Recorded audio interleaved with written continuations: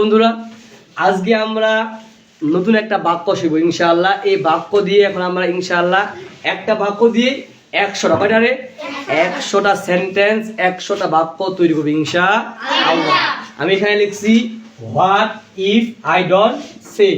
আমাদের এখন বুঝতে হবে what if I don't. What if I don't শব্দের অর্থ কি? অর্থ কি হবে? কি হবে আমি যদি না, কি হবে আমি যদি না। এবার কি লিখছি? সে মানে কি? বলা বা বলি। তাহলে এখন অর্থ কি আসবে? What if I don't say. কি হবে আমি যদি না বলি?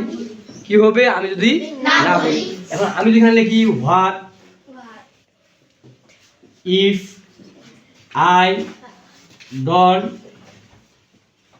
ইট, তাহলে আমি কি বলবো? কি হবে আমি যদি না খাই? কি হবে আমি যদি না খাই? এখন আমি যদি এখানে লিখি what if I don't play, কি হতে হবে? বুঝতে হবে কি হবে? কি হবে আমি যদি না খেলি? কি হবে আমি যদি না খেলি? এখন আমি এখানে লিখি হোয়াট ইফ ডোন্ট স্লিপ, কি হবে রে অর্থ রে? কি হবে আমি যদি না ঘুমাই? কি হবে আমি যদি না ঘুমাই? আমি যদি এখানে লিখি what if I don't drink, কি হবে অর্থ রে? কি হবে আমি যদি না পান করি? What if I don't drink, কি হবে আমি যদি না পান করি? আমি যদি এখানে লিখি what if I don't write, কি হবে অর্থ বলো তোরা?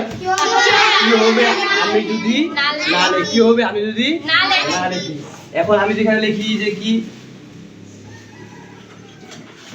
What if I don't read, read তো কি রে? পড়া। তাহলে কি হবে? কি হবে আমি যদি না পড়ি? ইনশাআল্লাহ দেখো তো এই যে what if I don't say, এইগুলো এই বাক্য দিয়ে আমরা বাক্য তৈরি করতে পারবো কি পারবো না? ইনশাআল্লাহ। এখন যদি বলা হয় যে কি হবে যদি আমি পরিষ্কার না করি, ইংরেজি কি হবে বলো? What if I don't clean. এখন যদি বলা হয় কি হবে আমি যদি সাঁতার না কাটি? What if I don't swim. এখন যদি বলা হয় যে কি হবে আমি যদি না দেখি?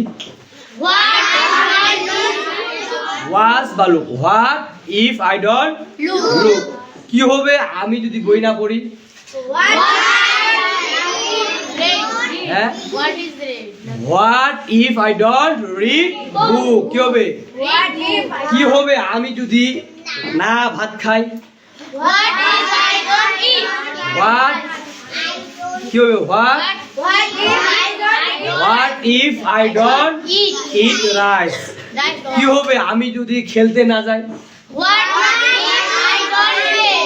What if I don't play, কি হবে আমি যদি পড়তে না বসি? Read. What if I don't read. সহজ না কঠিন বলো? ইনশাআল্লাহ পারবো তো?